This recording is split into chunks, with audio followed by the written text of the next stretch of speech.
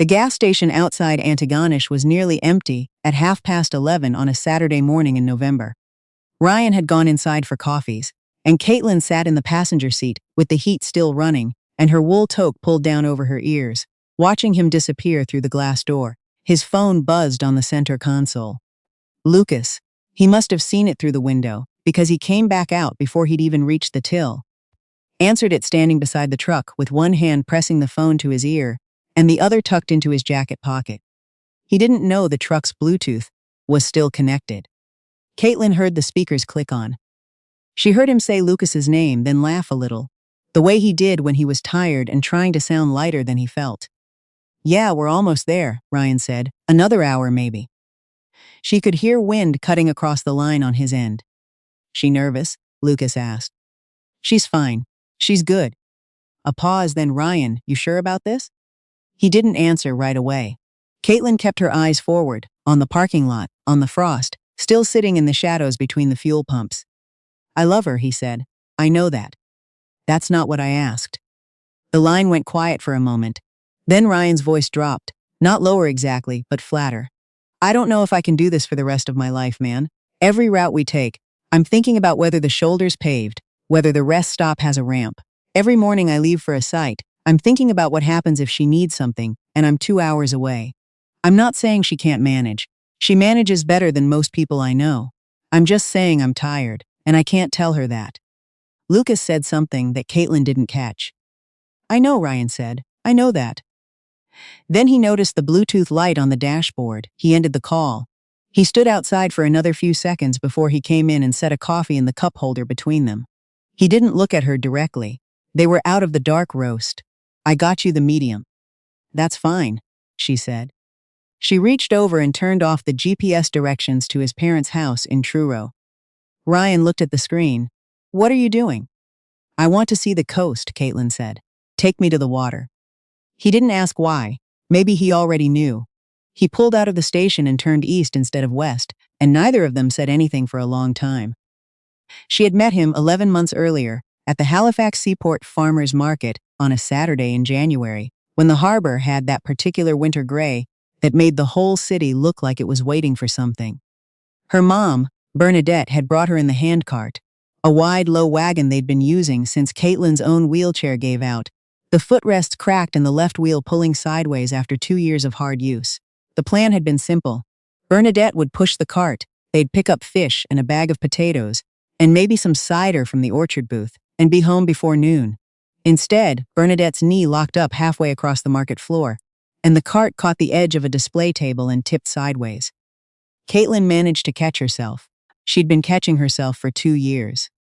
Ryan had been at the market, picking up smoked salmon for a friend's restaurant. He'd seen Bernadette stumble and was beside her before she'd fully registered what happened. He helped her sit down on an overturned milk crate, asked if she needed water, asked if she needed to sit longer. Then he looked at the cart, and at Caitlin still half wedged against the wheel of it, and he said, "Are you hurt?" in a voice that was concerned without being panicked. "I'm fine," Caitlin said, which was almost true. He helped right the cart, no questions, no dramatics. When they were ready to go, he offered to push it. Bernadette said they'd be fine. He pushed it anyway, half a step behind until they reached the parking lot. He asked where they lived. Bernadette told him. He said he'd follow in his truck to make sure they got in all right. Caitlin told him that wasn't necessary. He followed anyway. When they got to the apartment building on Barrington Street, he carried the groceries up the ramp and set them inside the front door. He was gone before Caitlin had worked out what to say to make him feel properly dismissed. He came back the next Saturday. He said he'd been at the market again and thought he'd check in. Caitlin said, "We didn't ask you to check in." "I know," he said. He didn't leave. She let him in for tea because Bernadette had already put the kettle on, and it seemed easier than arguing.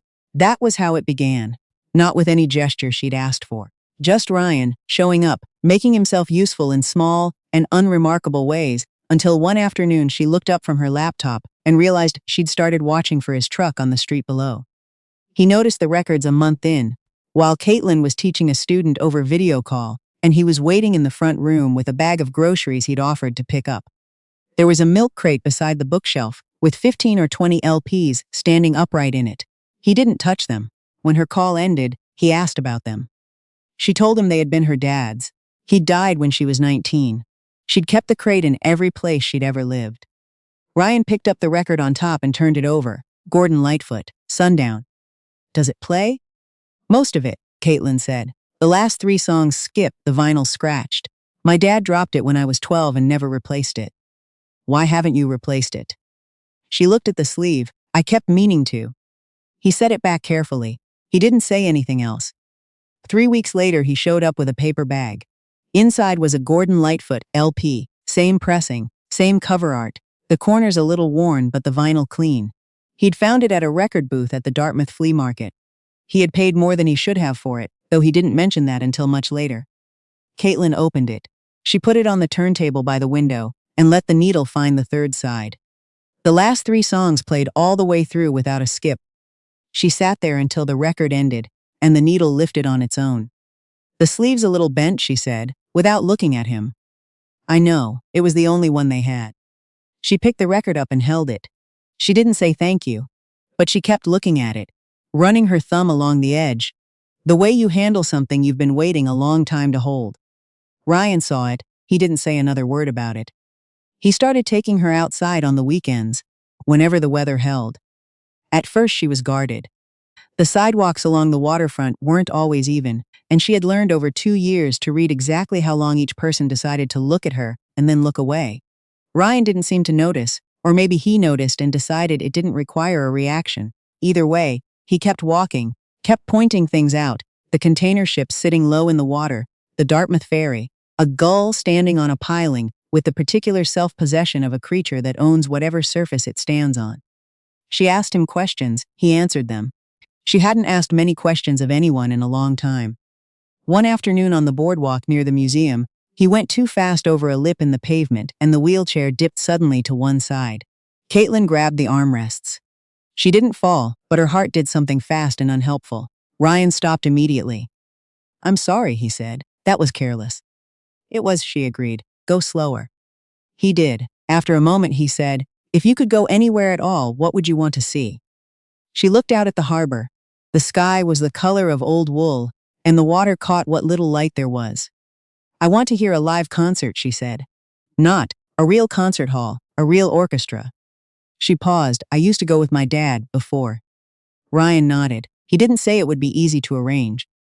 After a while, she added, and I want to see the northern lights, out in the dark somewhere, where there's no light pollution, properly. She watched a ferry move toward the Dartmouth shore, and I want to go into the ocean, actually in it, not just near it.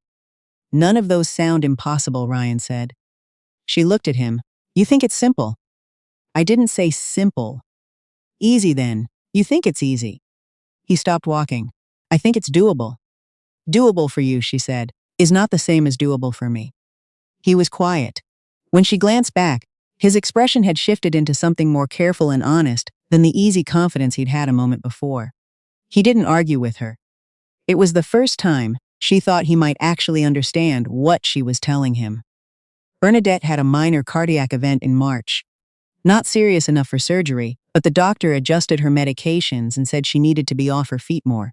Ryan offered to move into the second bedroom. Bernadette said it was too much trouble. Ryan moved in anyway.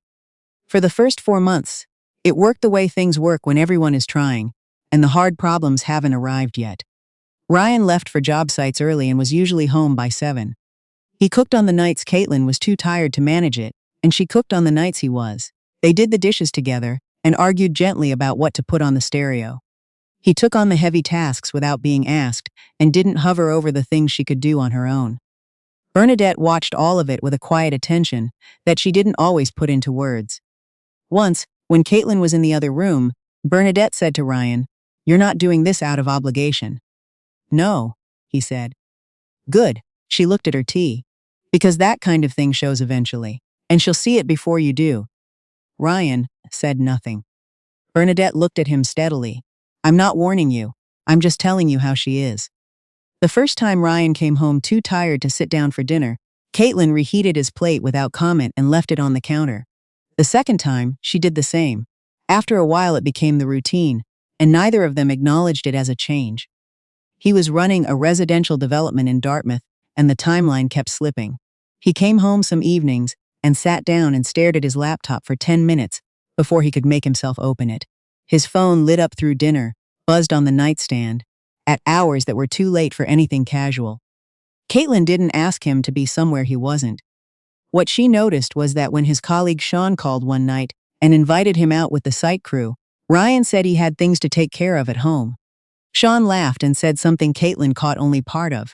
Something about being kept on a short leash. Ryan said no, that wasn't it, and ended the call. "You can go," Caitlin said. "I don't want to." "You answered too fast." He looked at her. "What does that mean?" She let it go. But she'd seen his eyes move toward her before he answered. A reflex, a small unconscious check, and she wasn't certain what he was looking for. That spring, his firm offered him a 4-month contract in Calgary, more money, a project that would have moved him up. He turned it down and didn't tell her. She found out 6 weeks later, the way you find out things that were never meant to be hidden, but were never meant to be known either. Sean mentioned it in passing while she was answering Ryan's phone one afternoon, and by the time Ryan came out of the washroom, she had already put it together. She asked him why. He said he'd made the decision and it was done. She asked why he hadn't told her. He said she would have told him to go. "Maybe I would have," she said. "Maybe I would have figured out a plan. Maybe I would have told you it was all right and meant it. But you decided I couldn't be part of the decision." She looked at him steadily. "That's not protecting me. That's deciding the shape of my life without asking me." Ryan had nothing to put against that. Bernadette died in September. She went in her sleep, which the doctor said was not unusual given her heart. The neighbors found her in the morning after Caitlin called them. Caitlin had been in her room and hadn't heard anything. Ryan was at a site near Bridgewater when it happened. He came back that night and stayed. The house felt different with only the two of them in it. The things Bernadette had arranged within Caitlin's reach, the cups, the medications, the good dish towels on the lower hooks, suddenly looked deliberate in a way they hadn't before. The absence of her voice in the mornings made the quiet a specific kind of quiet. Ryan did what he could. He was gentle and present and careful. But there were evenings when Caitlin found him sitting with his phone in his hand, not reading anything, just sitting. And she understood that he was also counting something. She didn't know what. She didn't ask. They'd been driving for 40 minutes when Ryan suggested the trip. Caitlin had said yes, she'd meant it. She spent 3 days thinking about what to wear, which was more thought than she'd given most decisions in the past year. She packed the night before.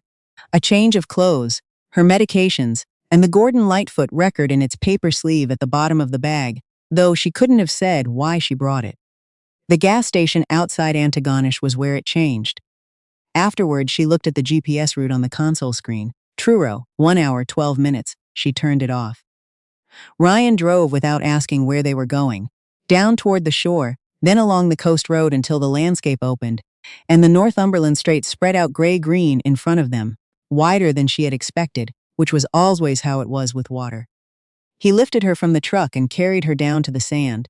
His feet went in past the ankles, and his breath came out in thin white clouds by the time he set her down on a low, dry rock and folded his jacket behind her for support. The wind was cold and direct and smelled like salt and distance. Caitlin sat and looked at it for a long time. The water went further than she could see. Waves came in and pulled back and left dark lines in the sand. A pair of scoters moved in the shallows. The sky was enormous and almost entirely empty. "It's wider than I thought," she said. Ryan sat beside her. He was still catching his breath. "I told you," he said. "You never told me anything. You don't know a single one of my books about the ocean." He smiled, small and tired. They sat without talking. After a while, she reached into the bag he'd brought down from the truck and took out the Gordon Lightfoot record. Ryan looked at it. "Why did you bring that?" She held it out to him. "I'm giving it back." He didn't take it. "Caitlin, you found the missing part," she said. "I've listened to all of it now. I know how it ends." She set the record on the rock between them. "Thank you for that. For the record. For bringing me outside the first time. For the water." "Don't. I'm not angry," she said. "I want you to understand that. I heard what you said to Lucas at the gas station, and I don't blame you for feeling what you feel. You've tried very hard. You have. Then don't do this." She looked at him. His face was doing something it rarely did, going unguarded and a little lost. She had always liked his face. "I don't want to wait for the day you look at me and only see the thing that's keeping you from your life," she said. "I'd rather end it now, while I still think well of you, while you still think well of yourself." Ryan looked out at the water. A long time passed. "What if I'm not willing?" he said finally. "You are," she said quietly. "You already were, you just couldn't say it." He didn't argue. She had given him the truth, and he had nothing harder to put against it. They sat there until the cold made sitting still impossible. He carried her back to the truck. He drove her home without the radio on. At the door of the apartment building, he stopped. "Caitlin." "Go home, Ryan," she said. "Get some rest." He stood there another moment. Then he went. She went inside and sat by the window in the dark for a long time, listening to the street. She did not fall apart. That was something she had learned 2 years ago, during the long months of rehabilitation after the accident, when her body had to be mapped from the beginning, and she had to find out, item by item, what she could do, instead of spending every day accounting for what she couldn't. She knew how to return to the table in the morning, even when she didn't want to. So she returned to the table. She missed a response to a student inquiry. She sent a lesson plan with the wrong attachment. She corrected both, sent proper apologies, and kept working. She had 12 piano students teaching online. She advertised in parent groups across the Halifax Regional Municipality and brought that number to 17. She raised her rate for new enrollments and found, to her mild surprise, that no one pushed back. She hired a support worker named Keisha 2 mornings a week for the tasks that required 2 hands at shoulder height, and she paid her from her teaching income and scheduled the hours precisely so they fit within what she earned. She stopped waiting for someone to become available before she could need things.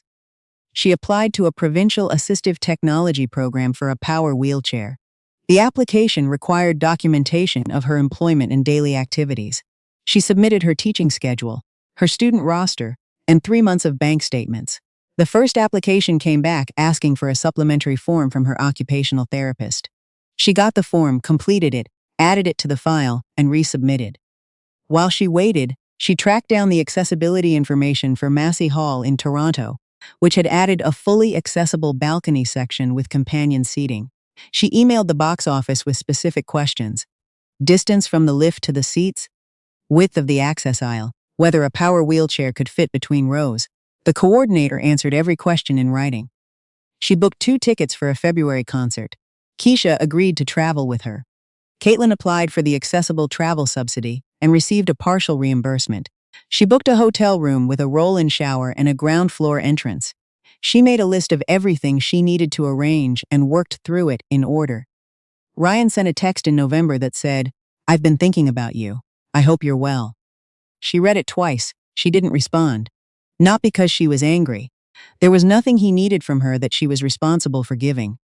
The power wheelchair arrived on the 15th of December, used, refurbished, with a joystick controller and enough battery charge for a full day. The technician spent an hour going through the controls. She practiced in the hallway. She hit the door frame twice. She kept practicing. 3 days later, she went down the ramp from the front door to the sidewalk, for the first time, without anyone walking behind her. The air was cold and the street was quiet with that particular mid-December stillness. She moved the joystick forward. The chair went where she told it to go. She went 2 blocks to the corner coffee shop she had been to only twice in the past year, because the low step at the entrance had always needed someone to help lift the front wheels. The step was still there. The chair handled it. She ordered a coffee and sat by the window. She watched the street, which was ordinary and full of people going about ordinary things, and entirely hers to sit in as long as she pleased. The Toronto concert was in February. The accessible balcony was exactly as described. The lift worked. The aisle was wide enough. She and Keisha sat in the second row with a clear sightline to the stage, and when the house lights went down and the orchestra came in, Caitlin held very still. The sound was nothing like a recording.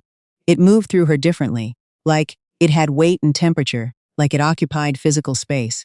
She had forgotten that sound could do that. She had been to enough concerts as a child to have taken it completely for granted. She thought about her dad. She thought about how many times she had walked into a concert hall without thinking about it at all, which was the exact nature of things you don't value until the walk becomes impossible. She didn't cry, But she stayed perfectly still until the last note resolved and the hall filled back up with light and noise. On the train home to Halifax, she sat by the window and watched the winter dark outside, and felt something that was close to settled. She booked a trip to Cape Breton for the following January. She found an accessible cabin near the Cabot Trail, with a ramped entrance and a wide washroom and enough flat ground outside to navigate in the chair.